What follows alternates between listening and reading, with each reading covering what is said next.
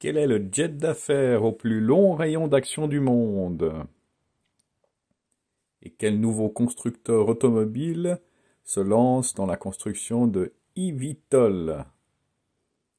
Les réponses à ces questions et l'avenir de l'aéronautique, c'est tout de suite sur Première Classe TV.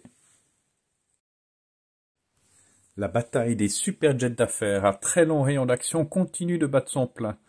Après le Global 7500 de Bombardier, le Falcon 10X de Dassault, c'est l'avionneur Gulfstream Aerospace qui vient de dévoiler pour sa part un duo de nouveaux biréacteurs, le G400 et le G800.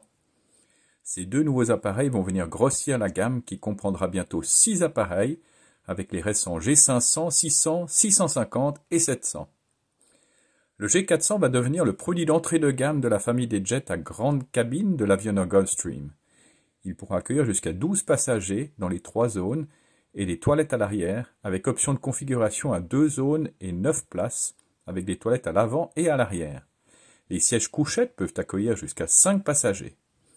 La cabine reprend les standards de l'avionneur avec 12,80 m de long. Les passagers auront également beaucoup d'espace dans la cabine grâce notamment à sa hauteur de 1,83 m.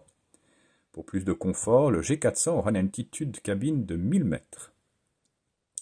Le G800 est destiné à remplacer le G650ER selon l'avionneur, mais pas immédiatement car le carnet de commande de ce dernier est encore bien rempli. À terme donc, le G800 deviendra le fleuron de la famille Gulfstream avec le plus long rayon d'action de tous les jets d'affaires, soit 14 800 km. Doté de 2 moteurs Rolls-Royce Pearl 700, le G800 dispose d'un intérieur élégamment aménagé et équipé des meilleurs matériaux dans un environnement 100% d'air frais, renouvelé toutes les 3 minutes et purifié par un système d'air pur à ionisation plasma.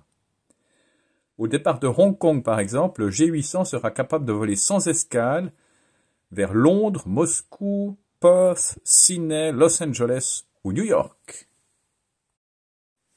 À son tour, le constructeur automobile japonais Honda se lance dans la course au eVTOL.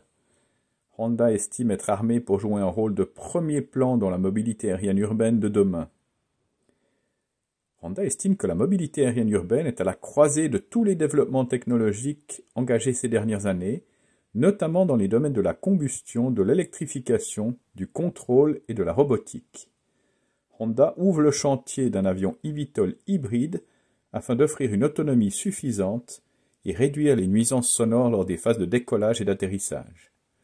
Honda explique que son eVTOL hybride n'aura pas besoin de rotor de grand diamètre.